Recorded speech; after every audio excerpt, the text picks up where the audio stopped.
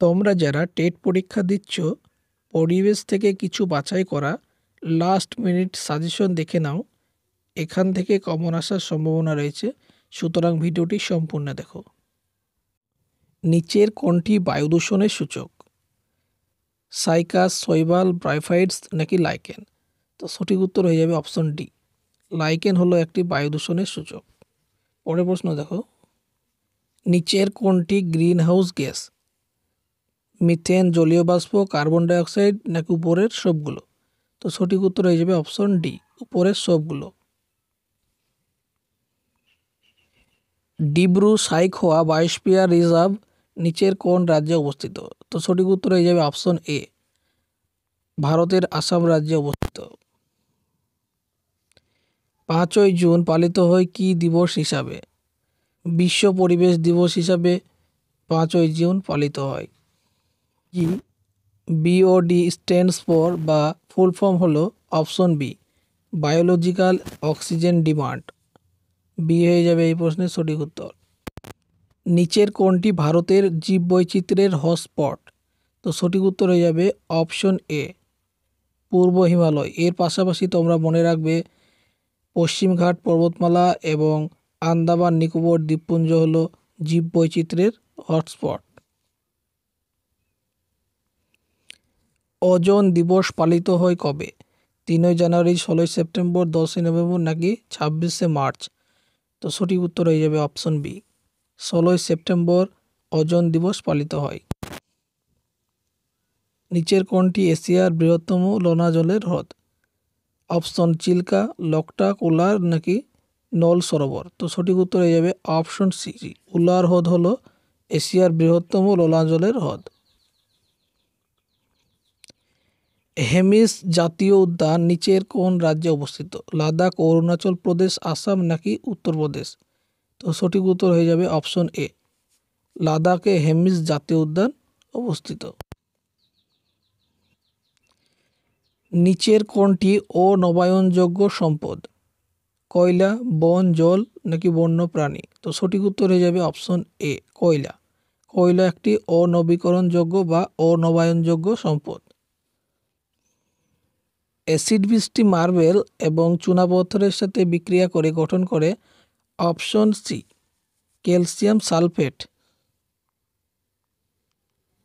ক্যাকটাসকে কি হিসাবে উল্লেখ করা যায়? অপশন হাইড্রোফাইট, মেসোফাইট, জেরোফাইট নাকি এপিফাইট? তো সঠিক উত্তর হয়ে যাবে অপশন সি, ক্যাকটাসকে জেরোফাইট হিসাবে উল্লেখ করা হয়।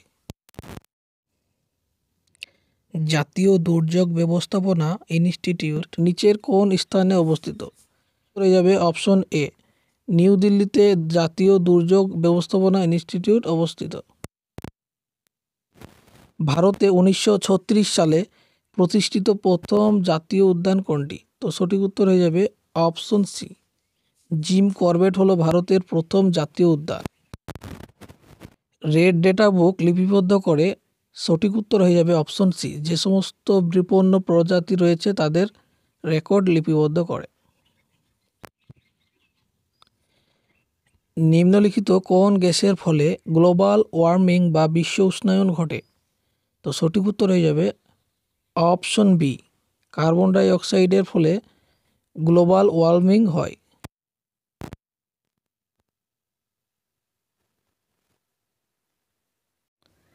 প্রাকৃতিক আবাসস্থলের বাইরে জীববৈচিত্র্য সংরক্ষণকে বলা হয়?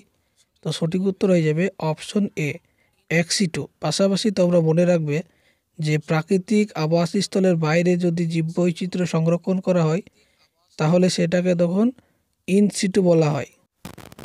নিচের মধ্যে কোনটি ভারতের বৃহত্তম বাঘ সংরক্ষণাগার? তো সঠিক উত্তর হয়ে যাবে অপশন ডি, অন্ধ্রপ্রদেশের নাগার্জুন শ্রীশৈলম অভয়ারণ্য।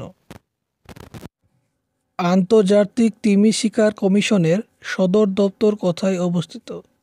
তো সঠিক উত্তর হয়ে যাবে অপশন সি, লন্ডনে অবস্থিত। কি সংরক্ষণের জন্য চিপকো আন্দোলন শুরু হয়? অপশন বন, তৃণভূমি, মরুভূমি নাকি মাটি? তো সঠিক উত্তর হয়ে যাবে অপশন এ, উত্তরাখণ্ডের গাড়োয়াল অঞ্চলে বন সংরক্ষণের জন্য চিপকো আন্দোলন শুরু হয়েছিল। এই আন্দোলন 1973 সালে সুন্দরলাল বহুগুণার নেতৃত্বে শুরু হয়েছিল। ভারতীয় পরিবেশ সুরক্ষা আইন কবে বলবৎ বা কার্যকারী হয়? অপশন 1976, 1996, 1986 নাকি 1988। তো সঠিক উত্তর অপশন সি, 1986 সালে ভারতীয় পরিবেশ সুরক্ষা আইন বলবৎ হয়। ক্ষীরগঙ্গা জাতীয় উদ্যান নিচের কোন রাজ্যে অবস্থিত? অপশন উত্তরাখণ্ড, হিমাচল প্রদেশ, উত্তরপ্রদেশ নাকি আসাম। সঠিক উত্তর অপশন বি, হিমাচল প্রদেশে ক্ষীরগঙ্গা জাতীয় উদ্যান অবস্থিত।